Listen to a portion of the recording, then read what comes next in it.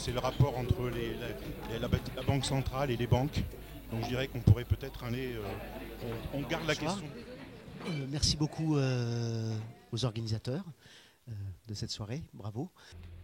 À la fin du 19e siècle, vous voyez, je remonte loin, les sociétés, en France comme ailleurs, comme aux États-Unis, à partir de la fin du 19e, les sociétés sont arrivées à l'idée que le marché, l'initiative privée, ça peut avoir du bon, mais il y a des choses que le marché, l'initiative privée, c'est pas faire. Il faut de l'intervention publique pour satisfaire une série de choses que ne sait pas faire le marché, donc le plein emploi, la satisfaction d'une série de besoins sociaux, en matière de retraite, de santé. Bon. Et donc on a commencé à... Et c'est à partir de ce moment-là qu'on a commencé à construire, enfin qu'on a développé fortement ce que j'appelle l'État social, c'est-à-dire l'intervention publique dans l'économie, avec la protection sociale,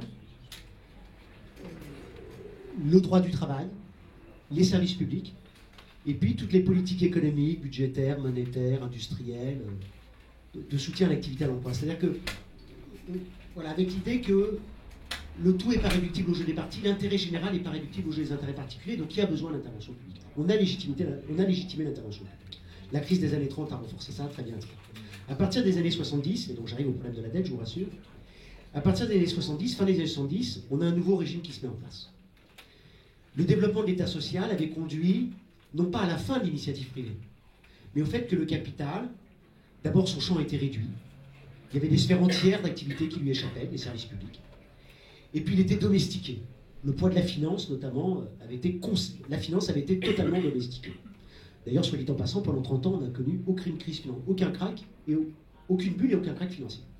On avait domestiqué la finance. On n'avait pas supprimé la finance chez les banques, c'est important, des banques ou de la finance.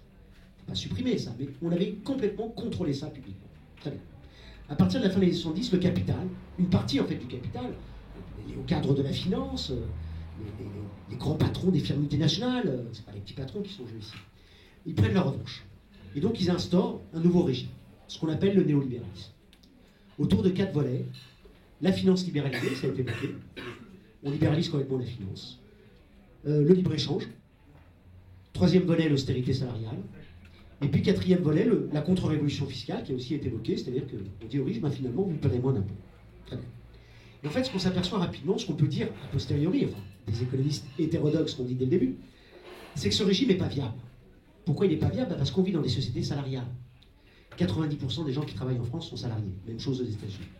Et donc, si vous comprimez en permanence les salaires, à la fois les salaires directs que touchent les salariés, et puis ce qu'on appelle les salaires indirects, c'est-à-dire ce qu'on appelle les charges sociales, qui sont en fait des cotisations sociales, qui sont à la fin de chaque mois, reversées immédiatement aux ménages. Ça ne fait pas vivre l'État, ça, un fonctionnaire. C'est reversé sous forme de prestations sociales. Si vous baissez donc les salaires directs et les salaires indirects, en fait, vous baissez ce qui permet aux ménages de consommer. Et donc, vous créez un choc négatif de demande qui n'est pas bon pour les entreprises elles-mêmes. Et donc, qu'est-ce qu'a inventé le néolibéralisme pour sauver la croissance, y compris pour les entreprises? Eh bien, il a inventé la dette. C'est-à-dire qu'en lieu et place des salaires, à la fois directs et indirects, on a dit aux ménages endettés. Et donc, ce qu'on repère, c'est dès les années 80, en particulier dans certains pays, l'Espagne, ça vient d'être évoqué, mais surtout les États-Unis, qui ont un poids plus important, le Royaume-Uni, mais on voit ça dans tous les pays. Mais c'est en particulier dans certains pays que, ben, voilà, il va y avoir une explosion de la dette privée. La dette privée des ménages américains, qui était à 30% du PIB au début des années 80, passe à 100% du PIB en 2007. Je n'ai parlé que de la dette des ménages, parce qu'il y a aussi la dette des entreprises, la dette des institutions financières. On crée une montagne de dette privée. Voilà. Ça sauve la croissance mondiale, entre guillemets, mais de la pire façon. Et en 2008, ben, vous avez bien compris que c'est la fin du néolibéralisme. C'est terminé. C'est la fin du néolibéralisme comme régime qui peut prétendre à la viabilité. En 2008, cette bulle du crédit privé, et je dis bien du crédit privé, il n'y a pas que les pauvres qui se sont endettés, hein, aux États-Unis, parce que pour un peu, c'est encore à cause de ces salauds de pauvres qu'il y a la crise. Non, aux États-Unis comme en Espagne, tout le monde s'est endetté. Les pauvres pour acheter leur petite maison sous la forme de crédit hypothécaire, mais enfin les classes moyennes pour agrandir leur belle maison, et puis les très riches pour agrandir leur grande villa. D'accord? Tout le monde s'est endetté. Bon. Et donc cette dette explose. Cette dette explose en 2008. Bon, et on peut dire que c'est la fin du néolibéralisme comme régime qui peut prétendre à une certaine viabilité. Ça peut durer encore longtemps, ça dure toujours, hein. Mais ça ne durera on parlera éventuellement dans la discussion, ça ne peut durer que sur le mode de l'enlisement sans fin dans la crise. Bah, ça tombe bien, on est en plein dedans. Depuis 2008, c'est l'enlisement sans fin dans la crise. Bon.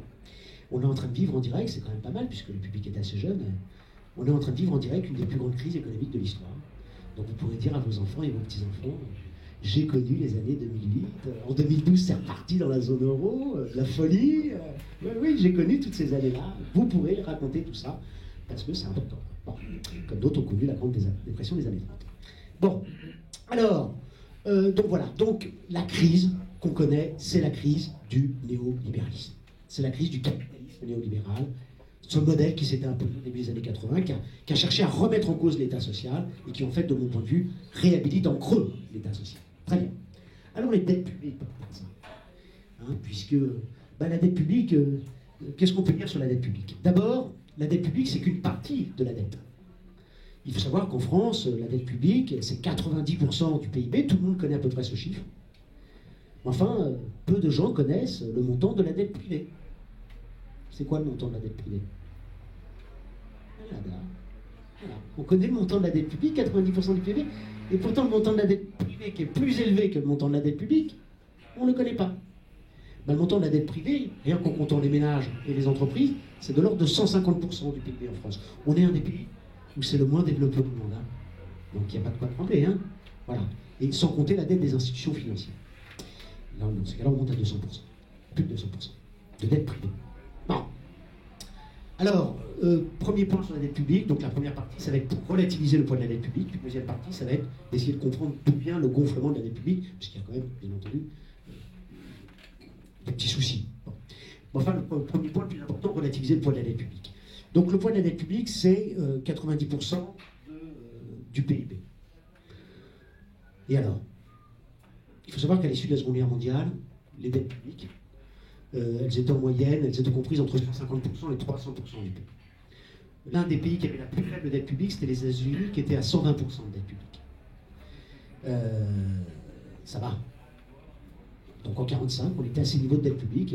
On n'a pas dit il faut arrêter tout, je sais pas quoi, il faut serrer la ceinture. Au contraire, on a fait les plans de relance, la reconstruction, Et puis les dettes publiques ont fondu comme neige au soleil. La dette publique américaine, qui était à 120% du PIB en 1945, elle est tombée à 30% du PIB au début des années 70. Bon. Alors, quand on dit que la dette publique est 90% du PIB, en fait, il faut relativiser ce chiffre, parce qu'on met en rapport un stock de dette avec un flux annuel de richesse monétaire.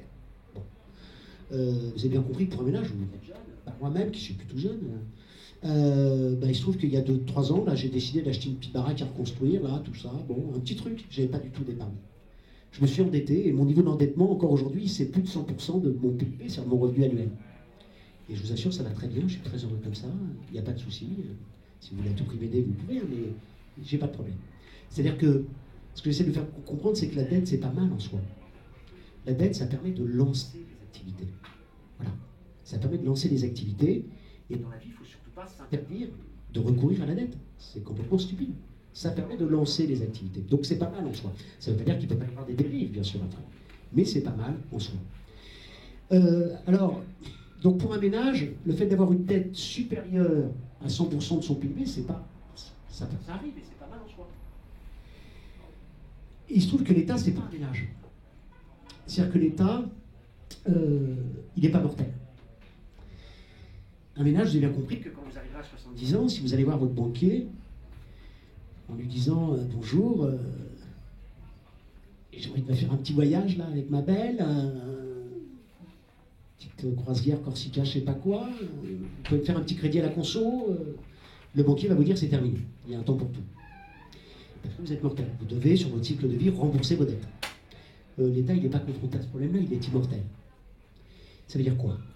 Ça veut dire que l'État, tous les États du monde aujourd'hui, comme hier, comme les grandes entreprises, qu'est-ce qu'elles font? Elles font courir, l'État fait courir la dette, fait courir sa dette. En France, en 2012, l'État a remboursé 50 milliards à peu près d'intérêts au titre de la dette publique. C'est un peu trop, on y reviendra. Il a remboursé 100 milliards au titre du capital, le capital a remboursé, et puis en fait, il a emprunté, qu'est-ce qu'il a fait avec ça? En fait, il a emprunté 200 milliards. C'est-à-dire, pour rembourser sa dette, il a emprunté. Vous allez dire, monsieur, c'est pas bien, mais n'importe quelle grande entreprise fait ça. C'est pas un drame. Bon. Alors, Donc en fait, le poids réel de la dette publique, c'est pas 90% du PIB, c'est pas faux ce chiffre. Mais le poids réel de la dette publique, c'est au grand maximum, 2,5% du PIB. C'est ce que payent les administrations publiques au titre de la dette publique chaque année. 50 milliards, ça fait 2% du PIB. 2,5% du PIB. Et encore, quand je dis ça, il y a d'autres économistes atterrés, plus keynésiens que moi, qui à juste titre me disent « Christophe, je t'ai écouté, tu as encore fait des concessions libéraux. J'ai écouté, j'ai lu tes articles, j'ai vu que tu avais dit que la dette publique c'est 2,5% du PIB. Alors Christophe, je t'ai expliqué déjà que la dette publique, le poids réel de la dette publique aujourd'hui, il est négatif. » Et oui, c'est vrai. En 2012, comme je viens de vous l'expliquer, il y a plus d'argent qui est rentré dans les caisses de l'État. Quand je dis l'État, c'est les administrations publiques. 80% de la dette publique, en fait, c'est l'État. 10% c'est la Sécu, 10% c'est les collectivités locales. Donc je vais dire l'État pour éviter de dire à chaque fois administration publique. Hein. Bon. Mais donc, il y a plus d'argent qui est rentré. Si vous voulez, l'agence France Trésor a versé plus d'argent aux administrations publiques en 2012 que les administrations publiques ont versé d'argent à l'agence France Trésor. Puisque, je vous répète, hein, on a versé 50 milliards d'intérêts, 100 milliards de remboursement de capital, et puis on a emprunté 200 milliards. Voilà. Alors ça, c'est un débat qui traverse les économistes atterrés. Donc c'est un débat qu'on a, pour vous situer un peu, peut-être pour lancer certains débats, certaines controverses. Hein. Moi, je fais partie plutôt des économistes atterrés qui vraiment sont pour relativiser énormément le poids de la dette publique, notamment au nom de cet argument que je viens de vous dire, là, qui est que... Alors avec tout un débat notamment sur qu'est-ce qu'on répond à la dette publique, est-ce qu'il faut annuler la dette, etc. Si demain matin, la France décide de ne plus rembourser sa dette, il y aura 50 milliards au moins dans les caisses de l'État. Puisque grâce à la dette, on a 50 milliards qui rentrent en plus par rapport à ce qu'on rembourse. Ça fait une cure d'austérité assez dure. Bon, alors on pourra dire, il suffit de faire tourner la planche à billets par la Banque centrale, etc. On viendra dans ce débat, parce que je pense que c'est pas complètement une solution, même s'il faut que la Banque centrale intervienne. Bon, alors autre point pour relativiser le poids de la dette publique. Qui dit dette, dit créance. Les libéraux nous disent toujours, oui, avec la dette publique, on lègue à nos enfants 25 000 euros par personne. Il y a de quoi tétaniser tous les futurs parents. En fait, c'est des bêtises. Qui dit dette dit créance. C'est-à-dire que dès lors qu'il y a une dette, il y a nécessairement une créance en face. C'est valable pour les dettes privées, c'est valable pour les dettes publiques. Donc il y a à la fois des dettes publiques, mais à la fois il y a des gens qui, en France comme ailleurs, la plupart des Français d'ailleurs, hein, c'est une différence avec l'Argentine, etc. La plupart des Français, sans le savoir, en fait, ont dans leur portefeuille financier, leur plan d'assurance vie, ils ont des titres d'emprunt public, notamment français. Voilà. Bon. Alors, avec de grosses inégalités, bien sûr. Avec de grosses inégalités. Donc, il y a plein d'enfants qui vont toucher dans leur berceau des portefeuilles financiers avec des titres d'emprunt public dedans. Qui dit dette, dit créance. Donc, en fait, si on veut bien nommer les choses, la dette, c'est pas un poids sur les générations futures. Le risque, et donc il y a quand même un risque, c'est que les salariés, les enfants futurs d'un salarié, et les futurs salariés risquent de payer pour les rentiers. C'est déjà un gros risque, mais c'est pas la même façon de bien nommer les problèmes. Très bien. Alors, ensuite, quand on parle de la dette, il faut savoir, c'est valable pour les dettes privées comme pour les dettes publiques, on parle des dettes brutes. C'est-à-dire qu'on ne prend pas en compte les actifs. Et donc là, il y a de quoi rassurer les enfants et puis les parents. En fait, l'État, il n'a pas simplement des dettes. Il faut savoir qu'il a aussi des actifs. Les actifs, c'est quoi? C'est essentiellement les bâtiments. En fait, c'est comme pour les ménages, d'ailleurs. C'est essentiellement les bâtiments, les écoles, les routes, les ponts, les ports, voilà. Et donc, quand on fait la somme de ces actifs publics, on voit ça dans les comptes de patrimoine, on voit ça sur les comptes du lycée, on peut le voir rapidement, et des dettes publiques, en fait, ça va, le solde est positif. Chaque enfant naît avec je ne sais plus, c'est de l'ordre de 6 000 euros d'actifs publics, rien que les actifs publics, dans son berceau à la naissance. Et attention, on n'a pas tout comptabilisé. Il faut savoir qu'on n'a pas comptabilisé les connaissances, on n'a pas comptabilisé les collections du Louvre, parce qu'on ne sait pas combien vaut la Joconde, donc tout ce qu'il y a dans les musées, c'est pas comptabilisé. Sauf ce que les musées ont acheté, enfin c'est rien du tout par rapport à ce qu'ils ont dedans. Voilà, donc ça va bien. D'accord, il n'y a pas de quoi tétaniser nos enfants de ce point de vue-là. Alors, au dernier point essentiel pour relativiser la dette, et c'est le point le plus important, je pense. Pourquoi tout le monde connaît le chiffre de la dette publique et pourquoi on ne connaît pas le chiffre de la dette privée? Parce que le libéralisme a fait son œuvre. Le libéralisme a aussi inscrit dans les têtes que le fait que les agents privés s'endettent, c'est normal. Qu'un entrepreneur privé s'endette, c'est normal. Et c'est vrai que si vous êtes entrepreneur, si vous créez une entreprise et que vous ne voulez jamais recourir à l'endettement, il faut faire un autre métier. La première chose que vous faites quand vous créez une entreprise, même associative, enfin même coopérative, c'est que vous allez voir votre banquier pour négocier des lignes de trésorerie. puis des lignes d'emprunt pour le long terme, etc. C'est le b.a.-ba de la création d'entreprise, même coopérative. C'est bien la dette, ça permet de lancer des activités. Et donc, la raison pour laquelle on fustige la dette publique et pas la dette privée, bah, c'est parce qu'il y a l'idée que le public, c'est bien parce que ça crée de la richesse. Alors que le public, ça prélève de la richesse sur le privé. C'est ce qu'on a dans la tête. Hein, toutes les notions de prélèvement obligatoire. Hein, quand on bassine sur le fait que les prélèvements obligatoires, c'est 45% du PIB, ce qu'on met dans la tête, c'est l'idée que le public est improductif, il va prélever 50% de la richesse créée par les gens, les seuls qui travaillent, pour financer les improductifs. Voilà. Alors éventuellement utile, hein, quand on est de gauche, bon. Enfin, dans tous les cas, improductif. Bon. Eh bien, il faut sortir, il faut s'extirper, enfin, il faut se sortir de cette représentation. Un fonctionnaire, c'est productif. Voilà. Moi, quand je vais prendre mon petit café le matin, j'ai toujours un zozo, enfin, il y a longtemps, toujours un zozo dans le quartier qui me disait « Tu fais quoi dans la vie, t'es fonctionnaire ?»« Ah ben heureusement que je suis là pour te financer. » Eh bien, maintenant, dans le quartier, ils ont tous la marque, parce que je leur envoie un coup de coude sur le thème « Tu me parles pas comme ça. » Faut pas me parler comme ça. Quand tu rentres dans une boulangerie le matin, vous rentrez pas dans une boulangerie en disant au boulanger, la boulangère, ah bah heureusement que je suis là pour financer ta boulangerie, hein. D'accord, vous achetez vos croissants et vous payez vos croissants. Et vous jugez que c'est normal. Eh bien en fait, pour les fonctionnaires, ça se passe pareil. Qu'est-ce qui se passe pour les fonctionnaires? Les fonctionnaires contribuent au PIB. Il faut savoir qu'en France, il y a 5,2 millions de fonctionnaires. L'État social est toujours là, heureusement. 5,2 millions de fonctionnaires, ça fait 30% des emplois. Eh bien, il faut savoir que ça se retrouve dans le PIB. La contribution au PIB des fonctionnaires, ça représente à peu près 30%, 300 milliards d'euros. 330 milliards d'euros. Ça représente un tiers de la contribution au PIB des salariés de droit commun. Voilà. Donc un fonctionnaire, c'est productif. Alors, ce qui caractérise le fonctionnaire, c'est que les services qu'il rend, c'est délivré gratuitement.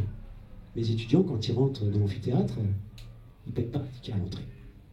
C'est délivré gratuitement. Or, mon travail est productif et on me paye. Et donc, il faut bien me payer. Et donc, comment c'est payé? Par les impôts. L'impôt stricto sensu, je ne parle pas de... Il y a la moitié des prélèvements obligatoires qui sont en fait des prélèvements qui sont immédiatement reversés au ménage à la fin de chaque mois. Les retraites, les allocations chômage, tout ça, ça ne fait pas vivre des fonctionnaires. On met ça de côté. Là, je parle de l'impôt stricto sensu. L'impôt stricto sensu, ça sert à payer le travail productif du fonctionnaire. Voilà. Quand on augmente les impôts, ça veut dire qu'on a élargi la sphère des services publics, parce que la frontière entre public et privé n'est pas donnée naturellement, ou ça veut dire qu'on valorise mieux les activités du fonctionnaire par rapport à celui privé. Dans tous les cas, je pense que ça va faire l'objet d'un débat public, tout simplement. Bon. Alors, pourquoi on revient sur la dette publique? L'État qui contribue au PIB, ben, il a le droit de s'endetter pour lancer des activités, c'est le b.a.-ba, bien sûr, comme n'importe quelle entreprise privée. Bon. Alors ça ne veut pas dire qu'il ne peut pas y avoir des logiques de surendettement. Je passe à la deuxième partie. La dette publique en France, en 1982, 1982 c'est la dernière grande relance keynésienne, hein, 25% du PIB. On est à peu près au même niveau dans tous les pays industrialisés. Dette publique juste avant la crise de 2007, 65% du PIB. Elle avait déjà quasiment triplé. Et puis là, on arrive à 90%. Comment expliquer qu'au cours des 30 dernières années, la dette publique est explosée? Là, on a un problème. Eh bien, le diagnostic que nous posons, c'est que au passif du néolibéralisme, il n'y a pas simplement à mettre le chômage, la pauvreté, le creusement des inégalités, la société pourrie globalement dans laquelle on vit quand même depuis 30 ans. À ce passif du libéralisme, il y a quelque chose d'autre à mettre, c'est tout simplement le creusement des dettes publiques. Les libéraux sont responsables aussi du creusement des dettes publiques. Pourquoi? Quand les libéraux disent, donc le discours libéral sur la dette publique, c'est de dire « Ah bon, on a trop dépensé ». Et donc pour réduire la dette publique, il faut moins dépenser. Le diagnostic opposé qu'on peut dire, c'est le suivant. En fait, comme je vous l'ai dit, dans la dette publique, il y a 3 composantes, dette de l'État, dette de la Sécu, dette des collectivités locales. L'essentiel, 80%, c'est la dette de l'État. Le budget de la Sécu est supérieur au budget de l'État. Mais c'est la dette de l'État qui augmente, 80%. Et c'est elle qui augmente. Or, il se trouve que les dépenses de l'État, les dépenses publiques, globalement, elles ont augmenté sur les 30 dernières années. L'État social est toujours là, contrairement à ce qu'un certain discours catastrophiste peut laisser entendre parfois. Mais, en fait, ce qui a augmenté, c'est les dépenses de l'État, stricto sensu. Ce qui a augmenté, c'est les dépenses de la protection sociale. Les dépenses de l'État, stricto sensu, elles ont plutôt baissé en pourcentage du PIB. Elles ont plutôt baissé. Parce que vous avez bien compris que depuis 82, la tonalité, c'est pas que le ministre des Finances se présente sur le perron de Bercy en disant Françaises, Français, il y a plein de besoins sociaux insatisfaits, les fonctionnaires contribuent au PIB, eh bien on va embaucher des enseignants et des infirmières. Non, c'est plutôt l'austérité. Bon. Et donc la part des dépenses de l'État, elle a eu plutôt tendance à stagner, voire même à baisser de 2 points du PIB, si on prend les chiffres de 2005-2006. Donc on peut pas dire que c'est à cause de la hausse des dépenses de l'État que la dette publique s'est creusée.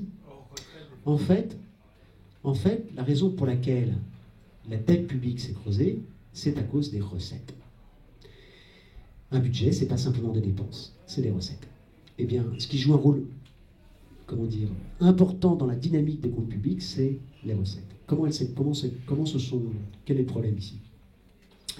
Tout d'abord, il y a eu le néolibéralisme. Le néolibéralisme a étouffé la croissance. Qui dit moins de croissance, dit moins de recettes. Ça, c'est un point de départ et éventuellement de désaccord avec ce qu'il y avait dans le documentaire. Je pense que la croissance est quelque chose d'important. Voilà.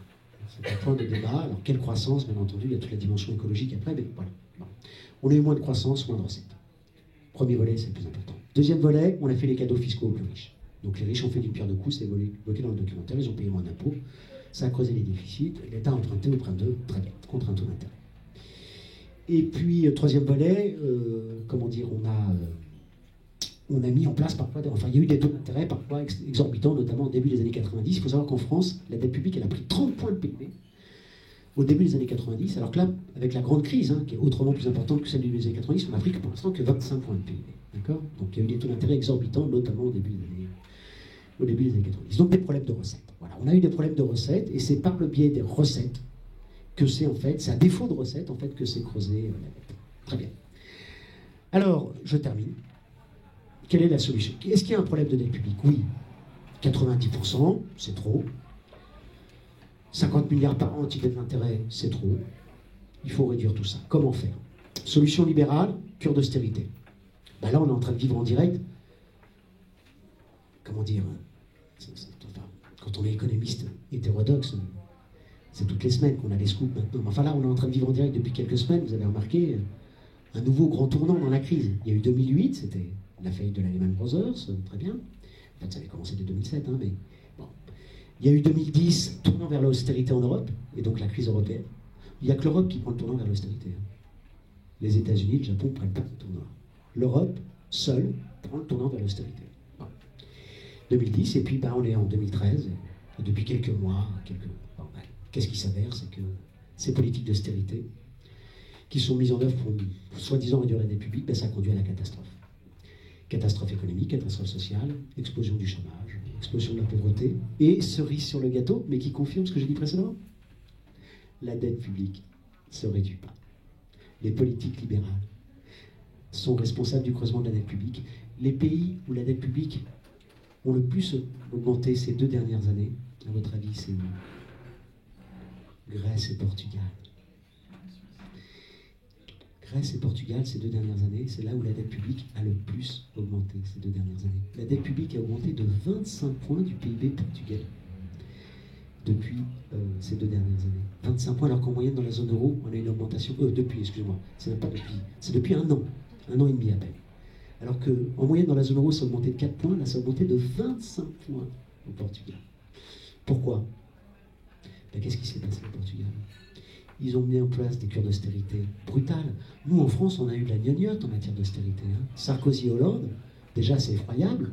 Mais enfin, c'est de la gnognotte par rapport à ce qu'ont connu les Portugais et les Grecs. En Grèce et au Portugal, il y a eu baisse des salaires, à la fois dans le privé et dans le public. Il y a eu très forte réduction du nombre de fonctionnaires, baisse des pensions. Donc on a été beaucoup plus loin qu'en France en matière de cure d'austérité. D'accord? On a fait du libéralisme grand format. Résultat des courses, l'activité s'est effondrée. Le PIB s'est effondré, donc moins de recettes, puisque les recettes, toutes les recettes de l'État dépendent de l'activité. La TVA, les cotisations sociales, tout ça, ça dépend de l'activité. Moins d'activité, moins de recettes, donc les recettes chutent. Et puis vous avez bien compris qu'on calcule les déficits et la dette publique sur le PIB. On dit que le déficit public en France, en 2012, ça a été 4,8% du PIB. En 2013, on espère 3,7%. Bon. Vous avez bien compris que quand le PIB s'effondre, le PIB s'est effondré de 25% en Grèce ces 5 dernières années. Au Portugal, ils en sont à moins 15%. Vous avez bien compris que quand vous faites baisser le dénominateur, le ratio global, il a tendance à augmenter. Donc en fait, vous menez des politiques de réduction des dépenses, mais ce que vous gagnez d'un côté, si je puis dire, par la réduction des dépenses, vous le perdez du côté des recettes, et en plus, votre dénominateur, il tombe. Résultat des courses. Les pays où les dettes publiques ont le plus augmenté ces dernières années, c'est les pays qui ont été le plus loin dans l'austérité.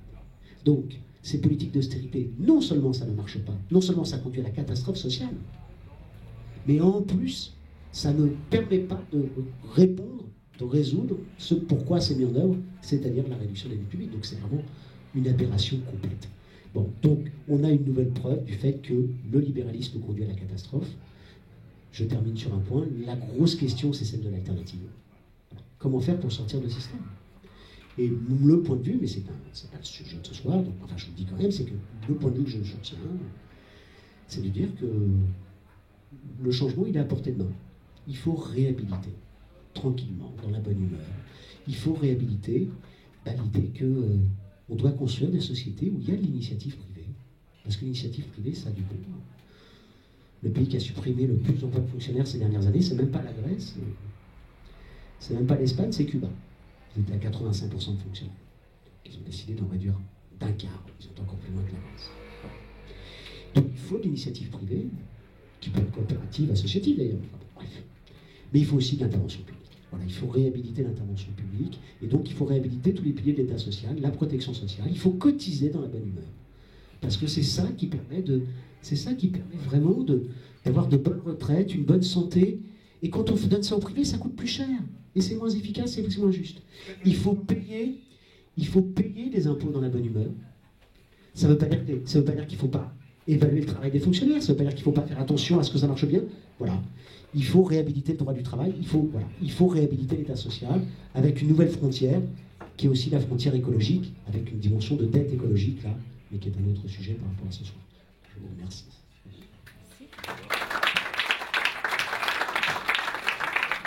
L'importance de la loi 73 qui interdit à l'État de s'endetter vis-à-vis de lui-même, donc avec la Banque centrale, le Trésor. Et je complète, quelle est l'importance de la fin des taux de change fixe en 71 avec le décrochage par rapport à l'or sur le résultat final de la dette?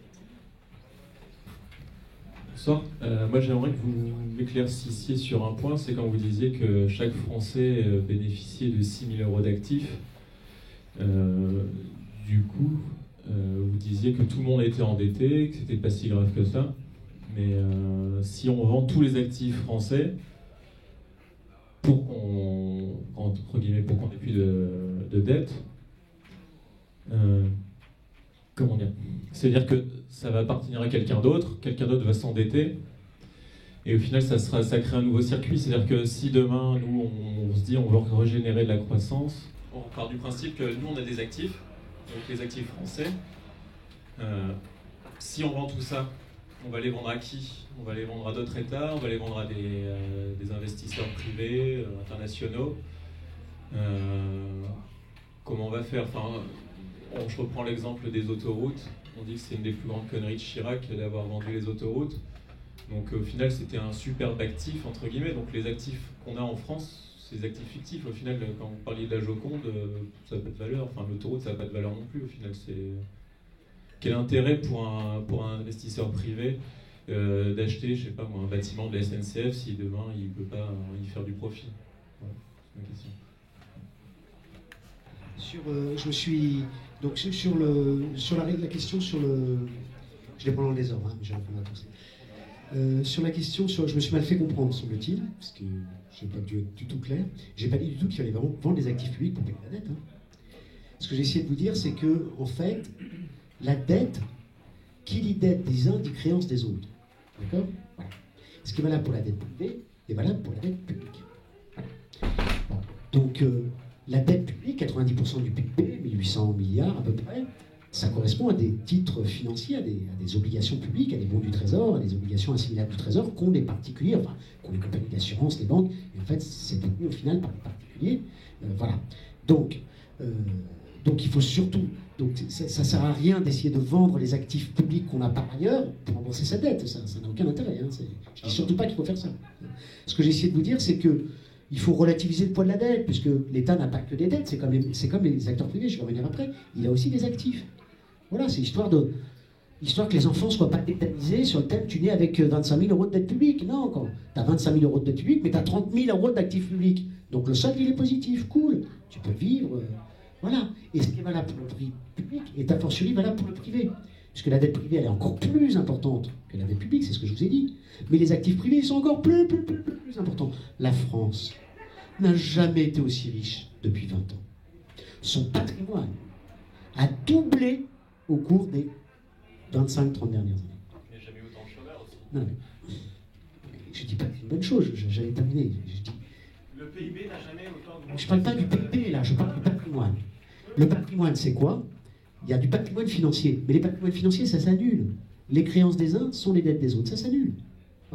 Donc en fait, dans le patrimoine national, la seule chose qui reste, c'est essentiellement les bâtiments. C'est-à-dire les logements et les bureaux. Et pourquoi la France n'a jamais été aussi riche depuis 30 ans? Parce qu'il y a de l'immobilier. Donc c'est pas pour une bonne raison. C'est pas une bonne raison, c'est pas bien. Mais chaque enfant naît avec 200 en moyenne, parce qu'il y a des inégalités considérables, en moyenne avec 200 000 euros de patrimoine. Mais c'est pas une bonne chose, ça serait bien que ça baisse beaucoup. Pour que les loyers compriment beaucoup. La raison pour laquelle l'Allemagne a réussi à appliquer une politique d'austérité encore plus dure que celle de la France à partir des années 2000, c'est parce qu'en Allemagne, il n'y a pas de bulle immobilière, beaucoup moins qu'en France. Et donc, vous pouvez faire stagner les salaires quand les loyers n'augmentent pas. Vous voyez ce que je veux dire? C'est ce qui leur a permis de faire une cure d'austérité encore plus terrible, ce qui pose plein de problèmes aujourd'hui à l'Europe. Donc je dis surtout pas qu'il faut vendre les actifs publics. Hein, je vous donnais des ordres de grandeur. Là, je parlais du patrimoine, hein, je ne parlais pas du PIB. Le patrimoine, c'est des stocks d'actifs, c'est des bâtiments, des terrains, d'accord? Ça, c'est des stocks. Le PIB, c'est le flux annuel de richesse créé tous les ans, des tables, des smartphones, de tout ce que vous voulez. C'est pas la même chose, d'accord? Ça peut alimenter un patrimoine si c'est un investissement, mais c'est autre chose, d'accord? La fraction du PIB qui alimente le patrimoine, en fait, c'est l'investissement. Que ce soit l'investissement des ménages, l'immobilier, ou l'investissement des entreprises, les machines. Mais l'essentiel du patrimoine privé, c'est pas la machine, c'est l'immobilier. Voilà. C'est les terrains et les bâtiments, d'accord? Et c'est trop élevé. Donc il faut faire baisser tout ça. Donc, comment résoudre le problème de la dette publique? De mon point de vue, pour répondre à votre question en creux, il faut rompre avec le néolibéralisme, retrouver le chemin de la croissance. Ça tombe bien. Je pense que le défi écologique exige de la croissance verte. Si on veut répondre sérieusement aux gaz à effet de serre, il faut de la croissance. Donc, si on veut répondre sérieusement au problème de gaz à effet de serre, il faut faire la rénovation thermique des bâtiments. C'est le principal poste de consommation énergétique. 40% des émissions de gaz à effet de serre. Donc, rénovation thermique des bâtiments, c'est-à-dire il faut tout isoler, surtout l'ancien, bien entendu, puisque c'est là qu'il y a les problèmes. C'est là qu'il y a l'essentiel du parc. Ça suppose, bien entendu, des gens qui travaillent pour faire cette isolation. Et si on les paye, ça augmente le PIB. On va arrêter le micro. Alors, donc, donc il faut, pour résoudre la dette, il faut de la croissance. La croissance tournée vers les défis écologiques, ça permet, y compris pour résoudre le problème du chômage. Mais il y en a besoin pour l'écologie. Le principal problème écologique, qui sont les gaz à effet de serre, il faut faire d'abord de la rénovation thermique des bâtiments, il faut relocaliser certaines productions pour réduire les transports de marchandises, et il faut développer les énergies non carbonées et les transports collectifs. Tout ça, ça suppose un plan massif d'investissement, d'embauche. Ça tombe bien, on en a besoin, il y a plein de choses. Très bien. Donc il faut faire de la croissance parce que comme ça on aura des recettes. Voilà. Ensuite, il faut taxer les plus riches, il faut faire un choc de répartition. Donc il faut faire un choc de demande, il faut coupler ça à un choc de répartition. Voilà. C'est-à-dire il faut les riches, bah, il faut que les riches participent à la solidarité nationale. Ils ont bénéficié des écoles, ils bénéficient des infrastructures. Bah voilà, il faut qu'on revienne à ce qui existait aux États-Unis durant les 30 Glorieuses. Donc les États-Unis, c'était pas l'Albanie. Hein. Voilà. Donc il y a des taux d'imposition qui permettent voilà. Mais là, c'est un débat entre nous, éventuellement. Ça ne suffit pas. Il ne suffit pas de prendre aux riches pour résoudre tous les problèmes. Le chômage, la pauvreté, la dette publique, etc. Non, je pense que c'est très important. Voilà. Mais il faut coupler ça à un choc de demande. D'ailleurs, les deux vont de pair. Hein. Si on prend aux riches pour donner à ceux qui le sont moins, l'intérêt, c'est que justement, ils consomment. D'accord ? Il ne faut pas de l'épargne, notamment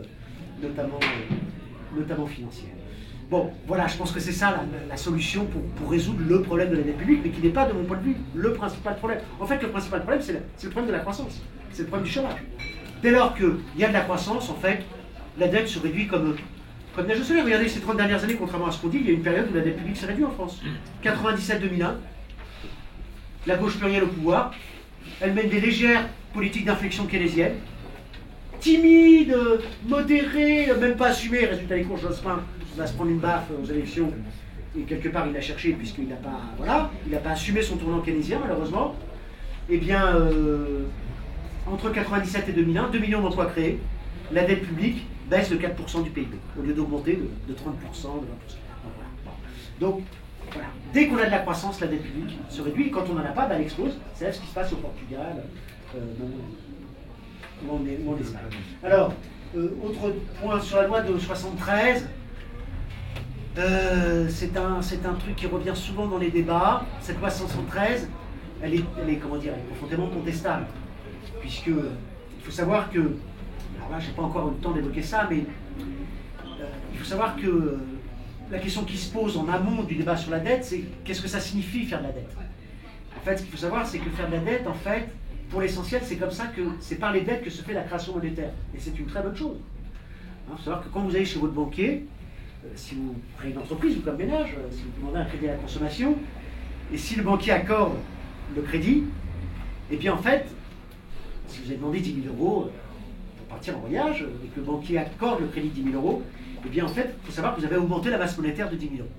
Parce que le banquier, si vous avez encore votre crédit, il ne va pas chercher de l'argent qui est dans ses comptes, de l'argent qui est dans ses coffres, pardon.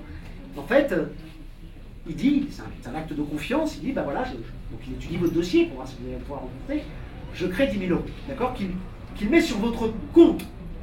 Les crédits font les dépôts. Ce n'est pas les dépôts qui font les crédits, c'est les crédits qui font les dépôts. Il le met sur votre compte. Il y a une chose qu'un banquier refusera toujours. C'est si vous lui demandez de faire un crédit de 10 000 euros et de le virer sur le compte d'une autre banque. Ça, il vous dire, il ne faut pas me prendre pour un imbécile. Vous allez chez l'autre. Donc, voilà. 10 000 euros, c'est sur votre compte. Alors, ça apparaît, ces 10 000 euros, ils apparaissent doublement. Pour vous, c'est à la fois, vous allez avoir à la fois une dette, vous devez 10 000 euros à la banque. Puis à la fois, vous avez un actif, vous avez 10 000 euros sur votre compte de dépôt. D'accord? Eh bien, ce double compte, il va le retrouver sur le compte de la banque. La banque, elle a un actif sur vous. Elle a une créance. Vous lui devez 10 000 euros. Mais elle a aussi un passif. C'est pour ça que la banque ne peut pas créer comme ça de l'argent comme elle veut. Son passif, c'est quoi? C'est qu'elle vous a accordé 10 000 euros, qu'elle a mis sur votre compte de dépôt, et donc elle s'est engagée auprès des autres banques et auprès de la société, eh bien, à honorer, bien entendu, ces 10 000 euros, par exemple, si vous allez à son guichet et que vous demandez 10 000 euros en billets. Parce qu'il y a une chose que ne peuvent pas faire les banques, c'est de créer des billets et des pièces.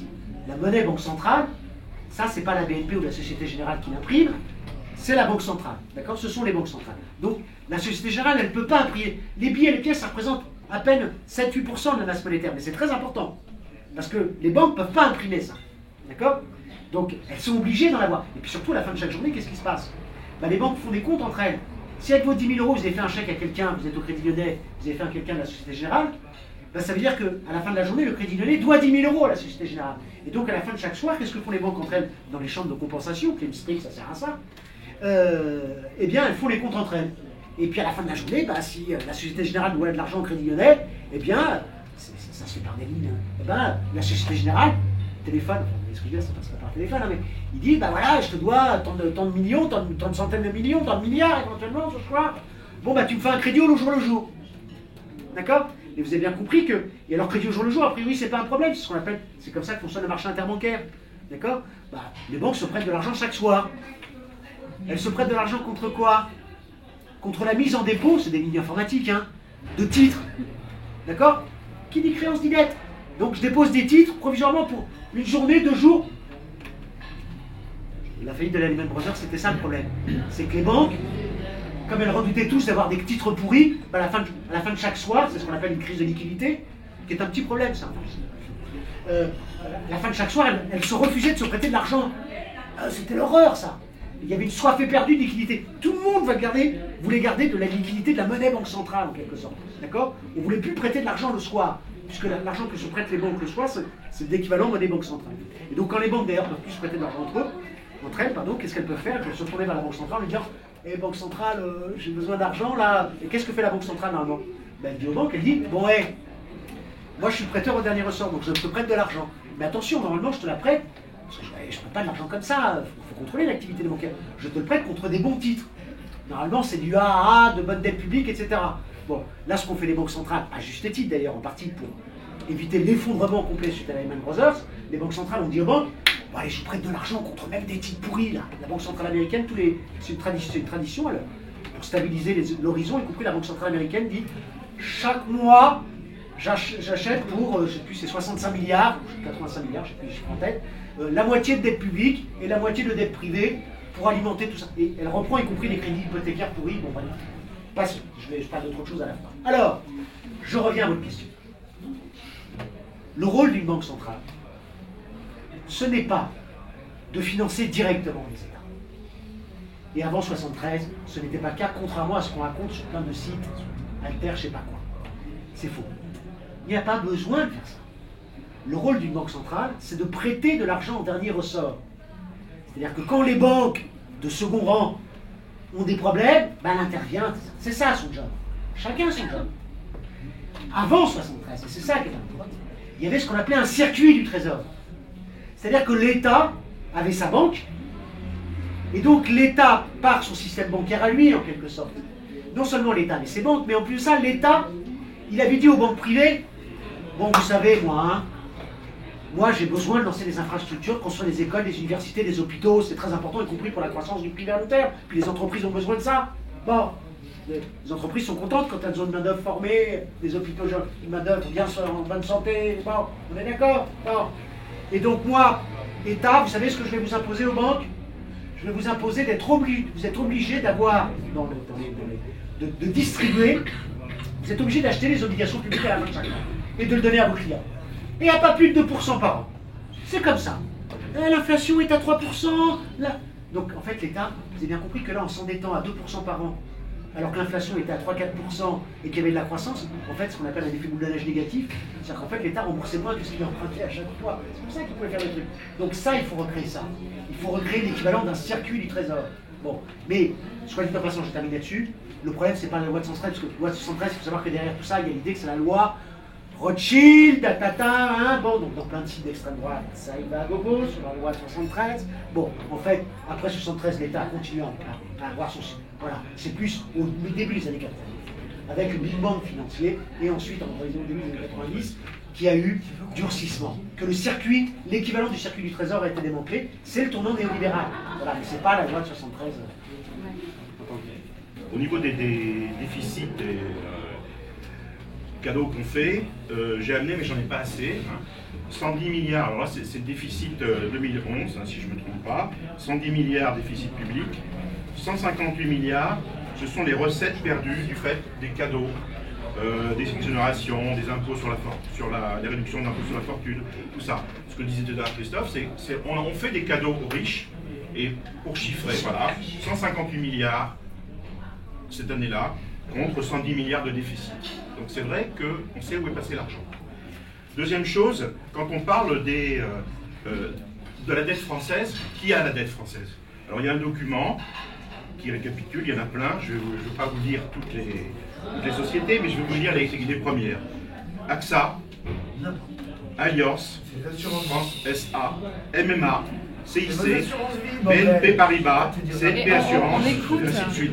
Donc, on s'aperçoit que la dette publique qui a été, en quelque sorte, c'est la conséquence, c'est l'aide qu'on a apportée aux banques, aux assurances, on a les mêmes de l'autre côté.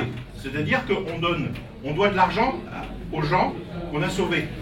Voilà, j'arrête sur ce truc-là. Donc je réponds sur les salaires. Comment on est arrivé à avoir après, quand on parle des 30 glorieuses, c'est aussi en s'appuyant sur des salaires qui ont permis de consommer. Ben, c'est simplement parce que les salariés, durant je dirais depuis le début du capitalisme, se sont bagarrés avec plus ou moins de succès pour obtenir le partage de la valeur ajoutée. Et qu'est-ce qui s'est passé? C'est qu'il est vrai que depuis une trentaine d'années, c'est un phénomène inverse qui s'est produit. Et quand on prend un exemple au niveau du partage de la valeur ajoutée, ce sont 10 points de moins qui sont partis de ce que reçoivent les salariés. Et c'est vrai que ça, Pour revenir en arrière, c'est simplement, je dirais, c'est les mêmes méthodes qu'avant. Ça veut dire que depuis un certain nombre d'années, on peut constater que les luttes sociales, les grèves, les manifestations, ne permettent pas, du fait, je pense qu'elles ne sont pas encore assez suffisantes, pour stopper ce que fait le libéralisme et pour permettre d'avoir des salaires conséquents et de façon à relancer l'économie. Ce que disait Christophe sur les besoins qu'on a, qu'ils soient, parce qu'après les débats, il y en a qui vous diront l'écologie, c'est très important. Si on veut développer, il faut effectivement qu'on remette de l'argent dans la consommation. Et l'argent, ben, il y en a, je l'ai dit tout à l'heure, hein, c'est 58 milliards de cadeaux pour 110 milliards de déficit. On voit où ça passe. Je vais vous demander quel était votre point de vue sur l'impact des dépenses fiscales, parce qu'il n'y a pas eu seulement le bouclier fiscal pour les riches en particulier, il y a également une politique de l'emploi qui visait à baisser les charges dans les cotisations pour inciter à l'embauche quand même. Et j'ai lu plusieurs résultats d'études, en tout cas objectifs, qui disaient que si on venait à supprimer ces exonérations-là maintenant, on supprimerait 800 000 emplois. Voilà. Je veux savoir quelle était votre analyse par rapport à ça, et si c'était vraiment une interprétation biaisée de cette politique, ou si c'était un effet objectif des exonérations. La première réflexion, c'est qu'aujourd'hui, la France emprunte à des taux négatifs. Et je voulais savoir quelles en étaient les causes. En gros, ça rapporte à la France d'emprunter aujourd'hui. Et on nous fascine avec la crise de la dette, avec l'emprunt public et tout ça. Moi, je suis pas un économiste, je suis pas un vrai spécialiste des marchés financiers. Et je m'interroge un petit peu sur cette question de l'emprunt à des taux négatifs. Et la deuxième question, qui est un peu une vieille marotte de tiers-mondiste, c'est que je me suis intéressé à la dette moi, plutôt en 95.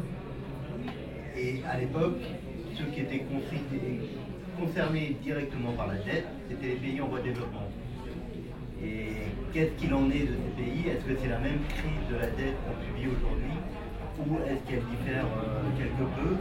Est-ce qu'on n'a pas su tirer profit des vieilles théories libérales qui ont été imposées à ces pays à l'époque, qui étaient les programmes d'ajustement structurel et tout ça? Enfin voilà, c'est deux questions-là que je vais poser.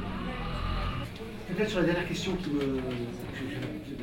Mais parce que c'est une question très importante qui est en lien direct avec la dette. Hein. En fait, il faut distinguer deux types de dettes. Il y a les dettes privées et les dettes publiques. Mais il y a un troisième niveau de dette qui s'articule aux deux précédents, qui est la dette, ce qu'on appelle la dette externe. C'est simple à comprendre, donc c'est pas compliqué. Hein. C'est-à-dire qu'en fait, un pays, quand un pays a un déficit commercial, c'est-à-dire qu'il importe plus que ce qu'il exporte, il faut savoir que nécessairement, tous les économistes sont d'accord là-dessus, on est quand même d'accord pour dire qu'on a deux fonds cap entre les libéraux et les non-libéraux. Donc quand un pays est en déficit commercial, il est obligé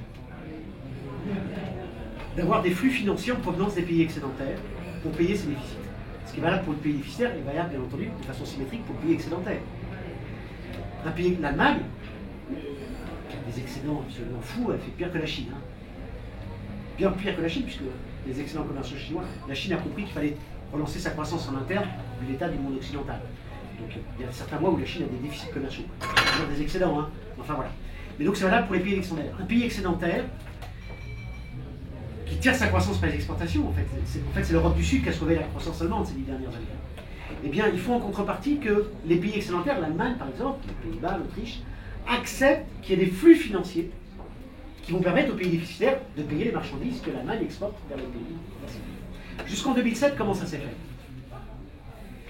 Par les dettes privées. Les épargnants allemands, sans le savoir, par leur plan d'assurance vie, finançaient la bulle immobilière en Espagne. 2007, crise des dettes privées, plus personne ne veut prêter, aucun investisseur financier veut prêter aux banques, enfin à l'Espagne, au Portugal, à la Grèce. Et donc ça passe par le public. Ça passe par les dettes publiques. Et donc la dette du tiers-monde, dans les années 80, c'était une dette externe qui était passée par les dettes publiques. Donc, par ailleurs, la dette du tiers-monde, elle était détenue, on n'est pas dans des pays de démocratie salariale. En France, en Allemagne, il y a des inégalités. Mais enfin, ça n'a aucun rapport avec les inégalités que connaissaient les pays en voie de développement, où il y avait il n'y avait que 10% de la population qui était, 20% qui étaient salariés en quelque sorte, et 10% qui pouvaient prétendre avoir accès aux instruments financiers. Donc je pense que dans ces pays-là, le mot d'ordre d'annulation de la dette était légitime. Parce que la dette était greffée sur un régime, comment dire, particulièrement inégalitaire, etc. Bon, je pense que le mot d'ordre d'annulation de la dette est beaucoup plus problématique dans des pays comme la France, par exemple. Là, pour les raisons que je vous ai dit tout à l'heure, aujourd'hui, on reçoit plus d'argent grâce à la dette publique qu'on en paye en quelque sorte. Les taux d'intérêt, vous avez évoqué ça, les taux d'intérêt sont négatifs. Pourquoi les taux d'intérêt sont négatifs? Mais parce que les investisseurs financiers, eux, ils ont compris que la dette publique, c'était bien. Eux, ils savent que c'est bien. Parce que la dette publique, c'est ce qu'il y a de plus sûr. C'est ce qu'il y a de plus sûr. Voilà, vous avez bien compris que si un jour l'État français rembourse plus sa dette, ben avant, toutes les entreprises auront fait faire... Enfin, ce que je veux dire, la France aura fait faillite, enfin, il n'y aura plus d'entreprises privées, les ménages... Voilà, ouais, bon. Donc la dette publique, c'est ce qu'il y a de plus sûr. C'est surtout ce qu'il y a de plus sûr dès lors que les banques centrales acceptent de faire leur job. C'était de leur dire ce qu'a refusé la Banque Centrale Européenne dans un premier temps. Et ça a provoqué une crise, l'explosion de la dette en Grèce. Le job de la Banque Centrale, c'est de dire quoi? C'est de dire, moi, Banque Centrale, j'exige que les dettes publiques ne soient pas supérieures à 2% en nominal. J'exige ça. Et si vous n'achetez pas à 2%, c'est moi qui achète directement. D'accord? Je menace de ça. Dès qu'une banque centrale fait ça, regardez la dette publique du Japon, nous on est à 90% de dette publique, le Japon ils sont à 220% de dette publique, 230 là, ça change. Et ils viennent de faire un plan de relance du feu de Dieu. Et la battre. D'accord? Bon, ils ont raison de faire ça, bien sûr. Il n'y a qu'en Europe. Les États-Unis, pareil, ont fait des plans de relance. La Chine, pareil, fait des plans de relance colossaux. Bon, donc dès que la Banque centrale fait ça, qu'est-ce qui se passe? Les investisseurs financiers disent à 2%, bon bah ok, je mange. Ils ont besoin de bouffer de la dette publique, ils en ont besoin dans leur compte, dans leur bilan, pour s'échanger là. Parce que c'est ce qu'il y a de plus sûr, c'est ça le a fortiori quand les banques centrales acceptent de faire ça. En Europe, la Banque centrale a refusé de faire ça. Elle a fait un truc absolument criminel, là. Et donc, résultat des courses, bah, les investisseurs financiers, ils ont dit oh, bah, attendez, si la Banque centrale ne fait pas ça, ça veut dire que la banque grecque, elle est risquée. Et donc, c'est en Europe qu'on a accepté pour la première fois depuis 1945 qu'un pays développé fasse faillite. Et on l'a fait. La Grèce a fait défaut sur une partie de sa dette. Ce qui, du coup, a conforté le point de vue des investisseurs financiers sur le thème eh oh, c'était bien risqué, hein. C'est bien beau de critiquer les agences de notation, je sais qu'il faut les critiquer, c'est scandaleux leur job, surtout quand elles évaluent une dette publique, leur modèle n'a quasiment pas changé depuis 1920. C'est un scandale absolu. Bon, mais malgré tout, mais je veux dire, là pour le coup, sur ce cas-là précis, c'était pas complètement aberrant, puisque les institutions européennes ont refusé de faire leur job, en quelque sorte, la Banque centrale, notamment. Bon, voilà, donc, la dette, voilà pourquoi les taux d'intérêt sont négatifs. Un dernier point sur les cotisations sociales. Oui, rapide. Sur les cotisations sociales. En France, la dépense publique, c'est 55% du PIB, ça suffit. La dépense publique. C'est 1100 milliards d'euros. Le PIB, c'est 2000 milliards. D'accord? En fait, dans ces sommes, il y a deux grands volets. Il y a 550 milliards, la moitié de la dépense publique. C'est en fait des simples transferts. L'État prélève, sous forme de cotisation essentiellement, pour reverser au État. Ça ne va pas du tout dans les caisses de l'État, ça ne sert pas du tout les fonctionnaires. Et c'est pour ça que la dépense publique est plus élevée en France qu'aux États-Unis. Aux États-Unis, la dépense publique est plus faible, tout simplement parce qu'il y a une partie des retraites et de la santé qui est financée par le privé. C'est tout. Dès qu'on voilà. commence à accélérer ça, on crée fatalement... Enfin, l'argent est détourné de son sens. C'est là qu'il faut le faire. Non, je suis on se retrouve à la sortie. Au contraire, je dis que je suis en train de défendre la dépense publique. Je dis qu'aux États-Unis, si la dépense publique est plus faible, c'est parce qu'en fait, à la fin de chaque mois, les entreprises, elles payent moins de cotisations sociales, mais elles payent plus de prélèvements privés, tout simplement. Elles payent des prélèvements privés pour les fonds de pension et pour les assurances privées de retraite. Ça ne rentre pas dans les prélèvements obligatoires, puisque c'est privé. C'est comme vos assurances incendie, vos assurances auto, ça ne rentre pas dans les prélèvements obligatoires. C'est obligatoire d'ailleurs. Ça va au privé. Voilà, c'est la seule différence. Enfin, une autre différence, c'est que c'est plus coûteux, moins juste. Voilà, aux États-Unis. Hein. D'accord? Tout ça, c'est pour éviter les dépenses. Donc il y a la moitié de la dépense publique qui sert pour la protection sociale. Retraite, allocation chômage, famille.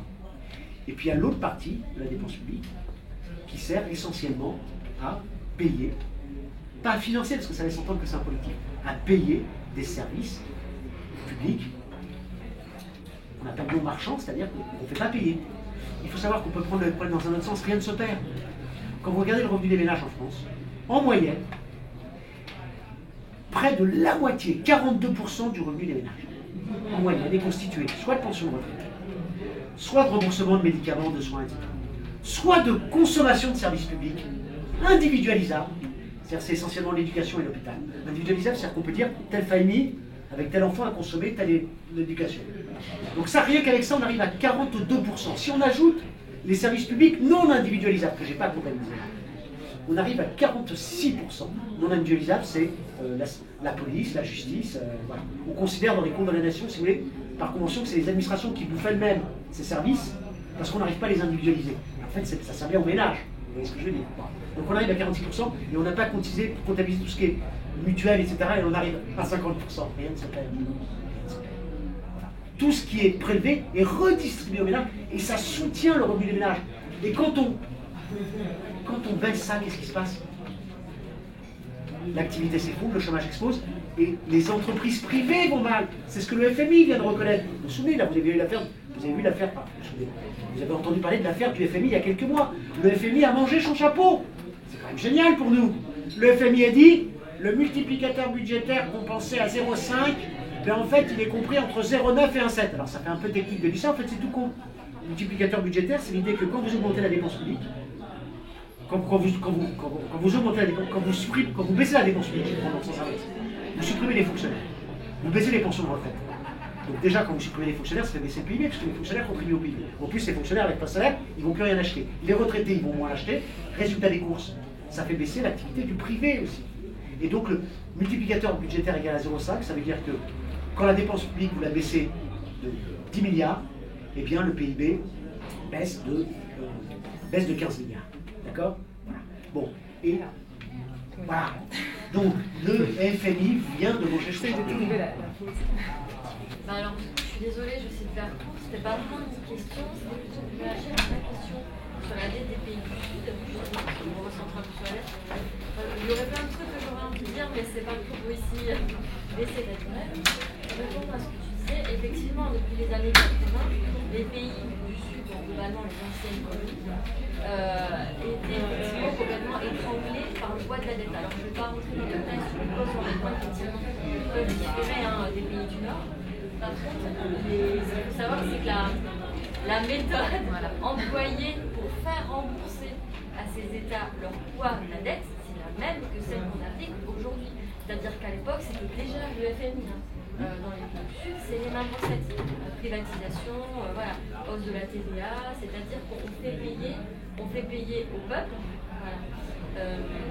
Et donc on sait très bien les conséquences que ça a eu, augmentation de la pauvreté, etc., sans rentrer dans les détails.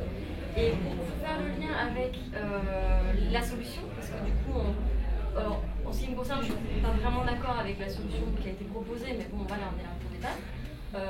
Ce que je peux me permettre, moi, de donner comme exemple, qui a marché quand même plutôt pas mal, c'est en Équateur, ce qui s'est passé, c'est qu'on y a eu effectivement un ministre, un président coréen, qui a été élu, donc issu de peuple indigène, etc., qui a été élu sur un programme de vraie gauche, et lui qui a, avec l'aide de l'association, mis en place un audit de la dette. Alors un audit de la dette, c'est quoi? C'est en gros essayer de voir dans quelle mesure la dette qui a été contractée est légitime. Donc vous parliez tout à l'heure de dette légitime. Effectivement, dans beaucoup de pays du Sud, il y a une grosse part de la dette qui est illégitime. De fait, parce qu'elle a été contractée par des dictateurs et qu'elle a servi, elle est partie dans la poche des dictateurs et pas servi à l'intérêt général. Donc ça, c'est assez facile à démontrer. Mais il peut y avoir tout un tas de raisons pour lesquelles une dette n'est pas légitime. Elle n'est pas légitime dans la mesure où elle ne sert pas le peuple. Voilà, et donc, du coup, ce qui s'est passé, c'est que suite à l'audit, il y a eu toute une partie de la dette de l'Équateur qui a été montrée par un plus B, que c'était pas légitime. Du coup, qu'est-ce qu'il a fait? Il a dit, ok, ça on rembourse pas. Et alors, il y a pas eu d'effondrement, tout s'est bien passé. passer, quoi. Je veux dire, on peut clairement, voilà. Et donc, qu'est-ce qui s'est passé? Ce qui s'est passé, c'est que du coup, ça a dégagé, ça a allégé le poids du remboursement, parce qu'il n'est pas allé jusqu'au bout, il a quand même gardé un petit bout, voilà, de rembourser. Il aurait pu aller un peu plus loin, mais bon, c'est déjà pas mal. Et donc, clairement, à quoi ça a servi? Ça a servi à mettre en place des vrais programmes sociaux, voilà, dans les pays où il y a encore de gros besoins sociaux, etc. Voilà. Et juste pour terminer, parce que je ne vais pas être trop longue, on peut faire de même en France, parce qu'aujourd'hui, le premier poste du budget, ça va au remboursement des intérêts de la dette. La dette, aujourd'hui, on l'émet pour payer la dette. Donc moi, je vois pas trop là en quoi ça va aider les citoyens à payer la dette. Du coup, ça va direct, c'est un transfert de richesse dans les banquiers. Donc à partir de là, après, peut-être fait partie du collectif pour un audit citoyen, donc on n'a pas trop évoqué cette dimension-là, mais je vous invite vraiment à vous informer là-dessus, parce que dans tous les pays du monde, on peut clairement mener des audits et prouver par A plus B qu'il y a des parties de la dette qui ne sont pas légitimes dans la mesure où une dette est censée servir à l'intérêt général du pays, quoi. Bon, voilà, excusez-moi, je vais être trop long, très bien, pour alimenter un peu une réaction là, une réaction là. C'est justement un petit peu ce sur quoi je voulais revenir, sur la question de l'annulation de la dette, mais pour le coup ça a été abordé. Est-ce que justement la question, l'idée de l'audit équatorien peut être ramenée, rapportée, sinon en France, qu'en Europe, en Grèce, en Espagne, et c'était de voir quelles étaient techniquement et au niveau des possibilités. Est-ce que c'est envisageable par rapport à la dette et le traitement médiatique qui est fait par rapport à la dette, les décisions politiques qui sont prises et nous révolte un peu, parce que c'est aux yeux de tout le monde, tout ça. En fait, par rapport à tout ça, et par rapport à votre expertise, votre expérience, où on va en fait? C'est-à-dire que jusqu'où ça va aller tout ça? D'après vous, voilà. C'est justement quelle est la valeur de la monnaie, de l'argent. Au final, si on s'en fout de la dette, au final on dit bon, la dette publique c'est pas grave, la dette privée c'est pire. Moi j'ai vu une statistique il n'y a pas si longtemps que ça, on m'a dit que la capitalisation boursière ça représentait 12 fois sa valeur réelle en argent, c'est-à-dire que s'il y avait un 12e des gens qui possèdent des actifs, qui voulaient récupérer leur argent, il y aurait 11 12e qui se retrouvaient sur le carreau et sans argent. Donc au final, si on continue la dette, quelle est la vraie valeur de l'argent? Sur l'audit, hein, bon, l'exemple de ce que vient de dire, j'ai oublié son nom, mais bon, c'est bon, il y a l'expérience de ce qui s'est passé dans les pays en développement était quand même assez grave, parce que là, on s'est aperçu que ils ont fonctionné, le FMI, mais avant le FMI c'était les banques. En quelque sorte, ils ont mis, excusez-moi le mot, bordel dans l'économie de ces pays, les empêchant de se développer. Et puis après, ils ont été leur dire, vous savez, vous avez des problèmes, on vous a prêté de l'argent, ça ne marche pas. On a le docteur. Hein. En gros, c'est le docteur, c'est le FMI. Comme on a fait un peu avec la Grèce. Donc, je dirais qu'ils se sont un tout petit peu fait la main avec les pays en développement pour arriver à ce qu'ils sont aujourd'hui endettés, ils sont pauvres, ils sont sous des lois du marché très fortes, beaucoup plus que nous. Et donc, ici, l'idée, ça a été, quand on a commencé à s'apercevoir qu'il fallait se battre sur la dette, c'était de recommencer, en voyant ce qui s'était passé notamment à l'Équateur, c'était de lancer aussi un audit. Donc on a lancé ce collectif. Ensuite, de façon, ça dépend des endroits, ce qu'on travaille là où on travaille sur l'audit, ça a été d'aller voir dans les comptes des municipalités, d'aller voir, il y a les hôpitaux, il y a tout un tas de structures publiques locales qui sont endettées, et qui sont endettées d'une façon, bon, ce qu'on connaît le mieux, c'est Dexia. C'est la banque qui a été, je dirais, celle qui a été le plus loin, à prêter à des taux exorbitants. Dexia, c'est quand même une création, ça prend son origine dans un établissement public il y a très longtemps. Et on voit le rôle des libéraux, c'est-à-dire qu'ils ont libéralisé tout ce qui était autour du financement. Et on peut voir par exemple que Dexia a prêté sur des taux très faibles au départ, pour pouvoir attirer les responsables locaux, avec des taux qui n'arrêtaient pas de monter, qui devenaient complètement, qui ébranlaient complètement les structures. Donc ça, c'est vrai qu'on travaille aujourd'hui sur ça, je ne dirais pas partout parce que c'est assez complexe. Hein. Je ne vous cache pas que c'est du boulot d'aller regarder les comptes. Donc il n'y a pas beaucoup de gens qui s'y jettent, mais il y en a qui s'y jettent quand même. Moi on organise une réunion, mais qui n'est pas forcément une réunion publique, hein, sur ça dans 2 jours. On va traiter, il y a des livres qui sont sortis. Donc je veux dire, c'est un sujet quand même qui est assez inquiétant parce que on a mis, quand on parle des services publics locaux, ça veut dire c'est les écoles, c'est tout l'équipement sportif, c'est tout ce que fait une municipalité, tout ce que font les hôpitaux, enfin c'est énorme. Et ça veut dire que si on doit régler le problème, ben, ça va être par les impôts. On va demander aux gens de contribuer, tout ça. Donc ça c'est une espèce de menace qui est encore moins dans l'actualité que la dette publique de l'État. Donc ça, on va en parler, je ne sais pas quand. Il y a une espèce. Aujourd'hui, ce qui se passe, c'est que, je vous donne un exemple, hein, ils ont réussi à faire passer ça, à la fois parce que, on va dire gentiment, ils ont acheté certains élus locaux, en leur donnant des jetons de présence, en les faisant participer à des conseils d'administration des banques concernées, et aussi parce que simplement, c'est vrai que c'est quand même nos amis élus, responsables et tout, qui sont dans leur coin, qui fait les trucs. Donc ils n'ont pas envie qu'on se mette un peu de leur façon de gérer les choses. Démocratiquement, ça ne fonctionne pas, le côté démocratique. Donc on met, comme m'a dit un copain du 93, il m'a dit c'est une espèce d'omerta aujourd'hui sur tout ce qui s'est passé autour de ces emprunts toxiques. Voilà. Et donc nous, la dette aujourd'hui, ben, on a cet audit qui continue, qui fonctionne, plus ou moins bien, parce que c'est, je vous dirais, en ce moment, en termes de mobilisation, et c'est pas uniquement sur le secteur, on est un peu en sommeil, un peu partout. La question, c'est comment on va réagir. Moi, je dirais que l'annulation de la dette, il peut se faire, on ne va pas rentrer dans les débats, hein, parce que je vous dis franchement, depuis des années, ça fait 2 ans que je travaille sur ça, en tant que simple citoyen, donc je me suis collé à ce truc. C'est un sujet inépuisable. Donc on ne va pas en quelques 2 heures, 3 heures, réduire tout ça. Donc moi ce que je vous conseille, c'est ce qui a été amené par notre ami, il y a des livres du CATDM sur la dette dans les pays du tiers-monde, il y a aussi des informations. Il y a aussi, moi je vous ai mis un recto verso format A5, il y a tout un tas d'informations sur des sites à aller voir. Vous pouvez retrouver à la fois ce que vous avez vu au départ, là, les vidéos, d'autres informations qui vous permettront de voir un peu mieux parce que, je me répète, hein, le sujet est complexe. Je suis content de Christophe, il y a des choses qu'il a dites qui me semblent très intéressantes, et puis il y a aussi d'autres choses sur lesquelles je suis en désaccord. Ça ne veut pas dire que on ne va pas travailler ensemble, mais c'est vrai qu'on est là-dessus sur une palette de choix par rapport à la dette qui est très étendue. Hein. Maintenant, pour finir, je dirais, moi mon problème, c'est que je trouve qu'on oublie beaucoup. Pourquoi il y a aussi ce problème de la dette aujourd'hui? Tout simplement parce qu'il y a une trentaine d'années, il y a des gens très riches qui ont voulu être encore beaucoup plus riches, de plus en plus riches, et qu'aujourd'hui, ils nous ont mis dans la tête des tas de conneries.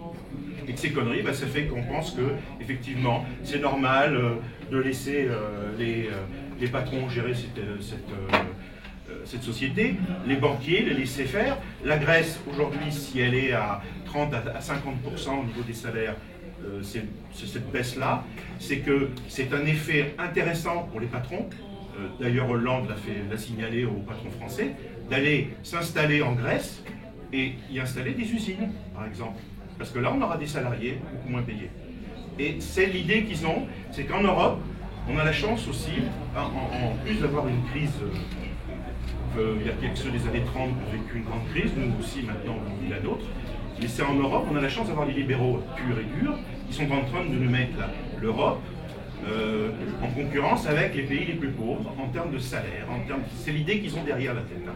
À la fois, parce que c'est dans ce qu'ils n'ont pas trop supporté, c'est toute la partie de l'histoire où on ne se contente plus en tant que salarié de travailler, c'est qu'on commence à revendiquer d'une façon très sérieuse une part de plus en plus importante de la richesse produite et qui a permis aussi d'avoir des vies, d'avoir un développement de la société qu'on ne connaissait pas avant. Je veux dire, si cette société aujourd'hui elle est quand même riche malgré ce qu'on vient de vivre, c'est qu'il y a depuis plusieurs dizaines d'années, à la fois des gens qui peuvent avoir un moment de chômage, qui sont indemnisés, il y a des retraités qui continuent à travailler, mais qui sont en dehors de la production, et qui sont payés avec des pensions pour travailler pour eux, pour les autres. On a tout ça, et c'est une richesse. Et cette richesse-là permet qu'on ait une société développée.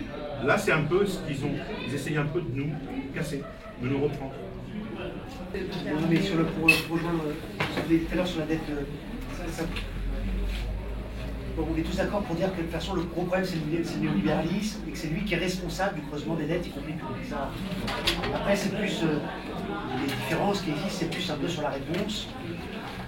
C'est vrai que moi je fais partie. Il y a des débats à l'intérieur même des économistes atterrés là-dessus. Hein, donc sur notre site il y a des débats. Bon. Allez voir. Voilà. Allez voir. Moi c'est vrai que je fais plutôt partie de ceux qui disent faisons gaffe quand même, parce qu'on risque de conforter l'idée d'abord que la dette publique c'est le principal. Que le principal problème c'est que c'est la dette publique, elle est trop élevée, on paye trop de dette publique, trop d'intérêts. C'est ça le gros problème. Et que donc notre bataille centrale, ça doit être on ne paiera pas pour leur dette.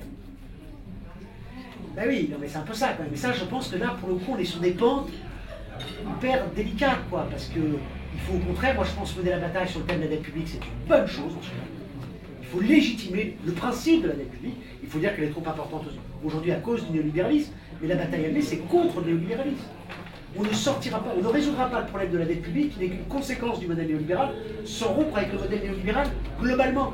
C'est-à-dire la finance libéralisée, qui a mis son grappin sur la dette, ce que tu as évoqué, bien sûr, évidemment. Bon.